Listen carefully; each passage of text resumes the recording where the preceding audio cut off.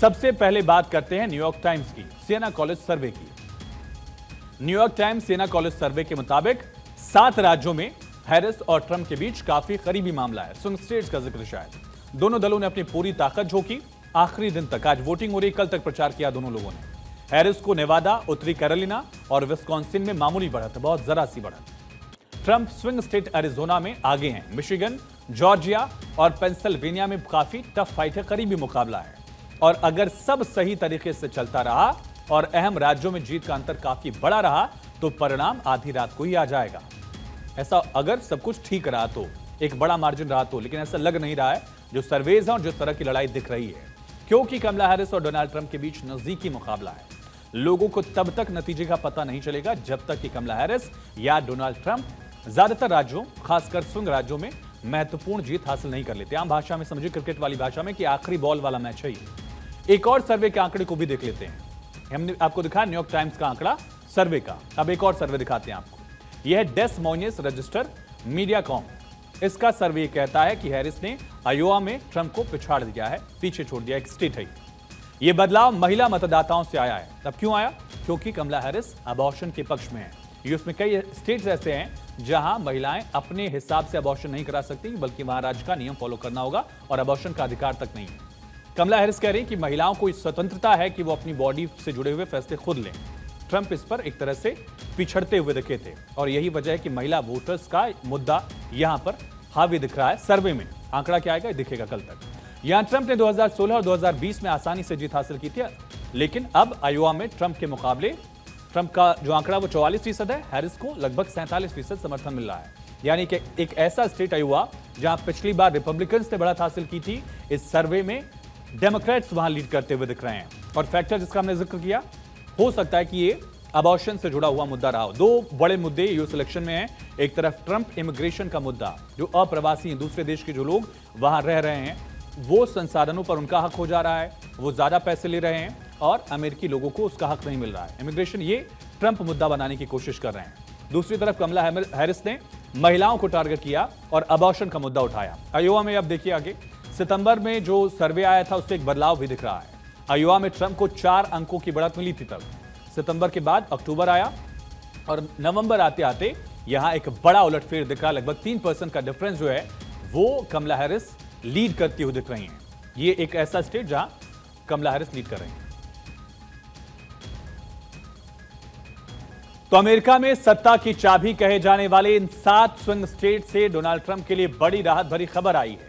ताजा अनुमानों के मुताबिक डोनाल्ड ट्रंप सभी स्विंग स्टेट में कमला हैरिस के खिलाफ बढ़त बना रहे हैं, वो भी तब जब चुनाव से कुछ दिन पहले दोनों ही उम्मीदवारों ने अपनी पूरी ताकत इन स्विंग स्टेट्स में लगा दी। हमने आपको शुरुआत में बताया कैसे कमला Harris, Lady Gaga, Oprah Winfrey समेत कई हस्तियों के साथ प्रचार कर रही थी, उनको अपने स्टेज पर बुलाया और खुद डोनाल्ड ट्रंप भी आखिरी दिन तक लगातार रैलियां कर रहे थे। ये स्विंग स्टेट जो हैं, 7 राज्य जो हैं, यही तय करेंगे कि अमेरिका का अगला राष्ट्रपति, अमेरिका का 47वां राष्ट्रपति आखिर कौन होगा और उनके आगे मिस्टर लगेगा या मिसेस हैरिस जो है वो यहां पर राष्ट्रपति बनेंगी।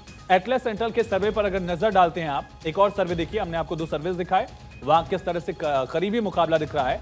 इस सर्वे में डोनाल्ड ट्रंप सभी 7 स्विंग स्टेट्स में आगे चल रहे हैं। सर्वे में 49% वोटर ट्रंप के पक्ष में हैं। कमला हैरिस पर 1.8% की बढ़त बनाए हुए हैं। तो ये एक बड़ा फैक्टर दिख रहा है। सर्वे जो है नवंबर के पहले 2 दिन में किया गया है। आज 5वें दिन में है नवंबर के, यानी 3 से 4 दिन पहले का रिसेंट सर्वे जो है, इसमें 2500 अमेरिकी लोगों ने हिस्सा लिया।